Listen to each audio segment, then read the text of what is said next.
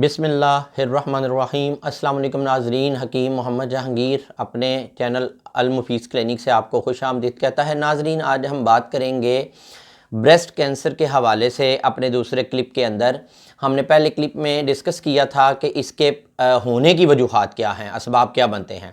آج ہم بات کریں گے کہ اس کا بہتر ٹریٹمنٹ کیا کیا جا سکتا ہے اور کیا ہو سکتا ہے۔ دیکھیے، موجودہ دور میں جو ٹریٹمنٹ دیا جا رہا ہے اور جو ٹریٹمنٹ پاکستان میں بالخصوص رائج ہے، وہ ٹریٹمنٹ وہی ہے جس کے اندر پہلے جو ہے وہ میموگرافی ہے، ٹیسٹ ہیں، اس کے بعد بائیوپسی ہے، نیڈل بائیوپسی ہے، اور پھر اس کے بعد کیموتھراپی اور ریموول ہے اور ریڈیشن ہے۔ اچھا، اس ٹریٹمنٹ کو میں پچھلے تقریباً کوئی 20 سال سے جو آبزرو کر رہا ہوں اور جو کچھ میں اس کے اندر دیکھ رہا ہوں، جتنے بھی لوگوں کو میں نے کیموتھراپی ہوتے دیکھی، چوتھی پانچویں کیموتھراپی پہ وہ لوگ بیماری کی نسبت کیموتھراپی سے زیادہ نڈھال اور بدتر حالت میں چلے جاتے ہیں، اور حالت اس قدر بری ہو جاتی ہے کہ ان کا ڈائٹ لینے کا جو معاملہ ہے وہ بھی خراب ہو جاتا ہے۔ یعنی اس میں میری فرسٹ آف آل جو میں نے اس میں دیکھا، میری سگی خالہ تھی جن کی ڈیتھ ہوئی 2006-07 کے اندر۔ تو چوتھی پانچویں کیمو پہ ان کی حالت یہ تھی کہ وہ کوئی چیز پی نہیں سکتی تھی، کھا نہیں سکتی تھی، سر کے بال اڑ گئے۔ یعنی جب آپ ایسے ٹریٹمنٹ پہ پیشنٹ کو لے کر آتے ہیں کہ جس کے اندر بیسیکلی اس کا میٹابولک سسٹم ہی سارے کا سارا برن ہو جاتا ہے، جلا دیا جاتا ہے، اور آپ کہہ رہے ہیں آپ کینسر کو ٹریٹ کر رہے ہیں، کینسر کو آپ کیسے ٹریٹ کر سکتے ہیں اتنی بری طرح سے مدافعت کو تباہ کر کے؟ کوئی بھی بیماری دنیا کے اندر جو آئی ہے، جیسے بھی آئی ہے، اس بیماری کا علاج مدافعت کو بڑھا کر تو ممکن ہے، مدافعت کو برباد کر کے کیسے ممکن ہے؟ اور پھر اب تو سوشل میڈیا پہ ایک نہیں بارہا لوگوں نے اپنے جو ہے نا وہ تجربات شیئر کیے۔ جیسے آپ نے پچھلے یہ کچھ عرصہ پہلے جو تھا وہ انڈین کرکٹر جو تھے سدھو صاحب، نوجوت سنگھ سدھو، انہوں نے اپنی بیوی کے حوالے سے یہ شیئر کیا کہ 4th گریڈ کارسینوما بریسٹ کا، اور اس میں وہ بیک ہوئی ہے۔ کیسے؟ وہ فاسٹنگ سے بیک ہوئی، وہ نیچرل ٹریٹمنٹ سے بیک ہوئی، نیم کے پتے چبا کر، ہلدی کا گھول پی کر، گرین ٹی استعمال کر کے، سفید چینی اوائڈ کر کے، اور فاسٹنگ کر کے۔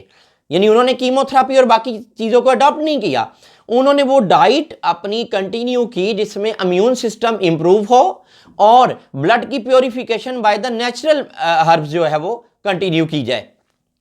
اسی طریقے سے آپ دیکھیں، آج ہمارے پاس اگر آپ گوگل پہ چلے جائیں، آپ کسی اچھی ویب سائٹ پہ چلے جائیں اور آپ اس کو یہ سرچ دے دیں کہ جی مجھے ہربز کے اندر بتائیں اینٹی کینسر میڈیسنز، تو ایک لمبی لسٹ ہے جو آپ کو اینٹی کینسر میڈیسنز کی ملتی ہے۔ جیسے میں سپوز آپ کو فار ایگزامپل بتا رہا ہوں کہ ملٹھی اینٹی کینسر میڈیسن ہے، دھماسا، ٹرائبلس، اس کے بعد یہ جو چقندر ہے جسے آپ اپنا وہ کیا کہتے ہیں، کیروٹین روٹ کہتے ہیں، بیٹ روٹ کہتے ہیں، کیروٹین اس کے اندر پایا جاتا ہے۔ اس کے بعد کیرٹ اینٹی کینسر میڈیسن ہے، مورنگا اینٹی کینسر میڈیسن ہے۔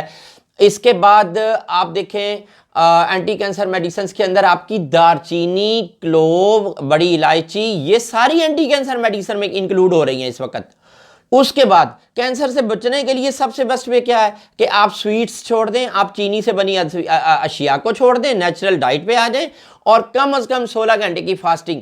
یعنی آپ شام کا کھانا 5 بجے لے لیں، اور اگلے دن جو آپ نے کھانا لینا ہے یا صبح کا ناشتہ لینا ہے وہ کم از کم آپ 9 بجے اور میکسیمم 10 بجے کے قریب صبح لیں، تو یہ آپ کی فاسٹنگ ہوگی۔ یہ وہ چیزیں ہیں جن سے اب پورا جو ماڈرن سوسائٹیز ہیں وہ ٹریٹ کر رہی ہیں اپنے پیشنٹس کو، جبکہ یہاں الٹ ہو رہا ہے۔ یہاں ابھی بھی ان ٹریٹمنٹس کے بارے میں بات کرنے والوں پہ قدغن لگائی جاتی ہے۔ آنکولوجسٹ جو ہیں وہ صرف حکیم کا نام مریض کے منہ سے نکل جائے تو وہ ایسی بےہودہ گفتگو اور الفاظ استعمال کرتے ہیں۔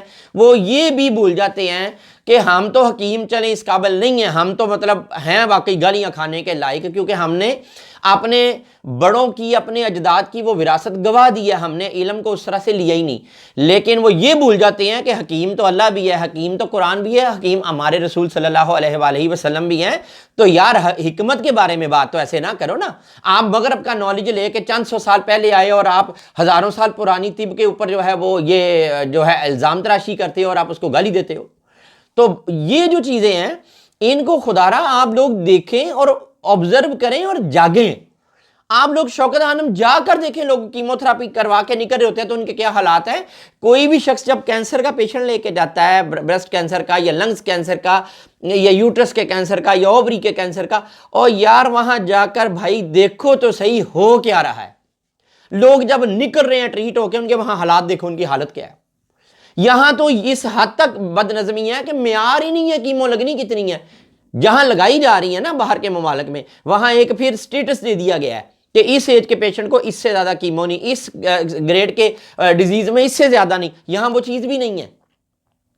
تو اندھا دھند ڈرائیونگ اور اندھا دھند علاج موت کے منہ میں لے کر جاتا ہے، زندگی کی طرف نہیں لے کے جاتا۔ بہرحال میں نے آپ کو کچھ ہربز بھی بتائیں جو میں نے آپ کو بتائیں کہ ان سے اب علاج ممکن ہے چھاتی کے کینسر کا، اور وہ سٹائل آف لائف بھی بتایا جس سے اس کا علاج ممکن ہے۔ اس کے ساتھ ساتھ میں اپنی 2 پیشنٹس جو ہیں بریسٹ کینسر کی، جن میں سے ایک پیشنٹ جو ہیں انہیں تقریباً مجھے ڈیل کیے وہ 10-11 سال گزر چکے ہیں، انہیں 7-8 سال پہلے ٹریٹ ہوئی ہیں۔ میں ان دونوں خواتین کا مشکور ہوں کہ انہوں نے میرے پچھلے کلپ کو دیکھا اور اس کے بعد خود اس بات میں جو ہے وہ پہل کی کہ حکیم صاحب ہم اپنے ویوز دینا چاہتے ہیں، سامنے آ کر ویوز دینا چاہتے ہیں کہ ہمیں یہ پرابلم رہی اور ہم اس طرح ٹریٹ ہوئے۔ تو میں آپ کی خدمت میں پیش کر رہا ہوں اپنی 2 پیشنٹس کے ویو، جن میں ایک مسز سعدیہ رزاق اور دوسری مسز زرینہ شہناز ہیں۔ ان دونوں پیشنٹس کے ویوز آپ کی خدمت میں پیش کرتا ہوں، آپ وہ ملاحظہ فرمائیے اور اس کے بعد ہم پھر اپنی گفتگو کو آگے کنٹینیو کریں گے۔ السلام علیکم جی، میرا نام سعدیہ رزاق ہے۔ آج سے 6 سال پہلے مجھے بریسٹ کینسر کا اٹیک ہوا تھا، تو میں نے کیمو کی طرف میں نہیں گئی ہوں، تو مجھے کسی نے حکیم جہانگیر صاحب کا بتایا جو کہ کریم پارک میں جن کا کلینک ہے، تو الحمدللہ ان کے علاج سے مجھے کوئی کیمو یا کوئی بھی ایسا ٹریٹمنٹ نہیں کروانا پڑا۔ اللہ کا شکر ہے کہ پچھلے 6 سال میں مجھے صرف میں سالانہ ٹیسٹ کرواتی ہوں اور اس کے بعد مجھے کبھی بھی ٹیسٹ پازیٹیو نہیں ہوا۔ حکیم صاحب بہت ہی تجربہ کار انسان ہے، آپ سب ان سے ضرور رابطہ کریں۔ ناظرین، میرا نام زرینہ شہناز ہے۔ میں آج سے 8-9 سال پہلے کینسر کی بیماری میں مبتلا ہوئی تھی، جس کی وجہ سے مجھے شوکت خانم لے جایا گیا، وہاں مجھے کیمو تھراپی ہوئی، جس کی وجہ سے میری طبیعت بہت زیادہ خراب ہوئی۔ پھر کسی نے مجھے حکیم جہانگیر کو بتایا جن کا کلینک کریم پارک راوی روڈ میں ہے، انہوں نے میرا 11 ماہ ٹریٹمنٹ کیا۔ ان کے ٹریٹمنٹس میں بالکل صحت مند ہوئی، کیمو کے سائیڈ افیکٹ جو تھے وہ بھی ختم ہوئے اور میری کینسر کی بیماری بھی بالکل ٹھیک ہوئی۔ 8-9 سال گزر چکے ہیں میرے اس ٹریٹمنٹ کو۔ 11 ماہ کے ٹریٹمنٹ کے بعد 8-9 سال کے بعد بھی میں ٹیسٹ کرواتی ہوں تو میرا کینسر کا ٹیسٹ بالکل ٹھیک آتا ہے اور میں الحمدللہ اللہ کے فضل سے بالکل ٹھیک ہوں۔ تو اس کے بعد ناظرین اب ہم بات کرتے ہیں کہ ہم اس بیماری سے کیسے بہتر طور پر نبرد آزما ہو سکتے ہیں۔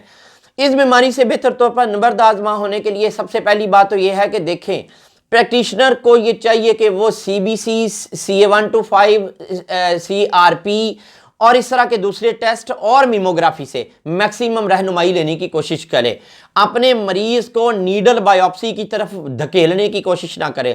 آج ٹرینڈ یہ چل رہا ہے کہ موروں کا کوئی پیشنٹ آ جاتا ہے تو ہر ڈاکٹر MRI لکھتا ہے، اور جب وہ MRI کروا کے آ جاتا ہے تو وہ یوں ایسے پکڑی اور یوں رکھ دی، اسے ریڈ کوئی ڈاکٹر نہیں کرتا۔ میں نے یہ جا کے آنکھوں سے دیکھے ہیں، بڑے بڑے پروفیسرز کا یہ حال دیکھا ہے کہ ریڈ کوئی نہیں کرتے کہ یہ کیا کروا کے لایا ہے۔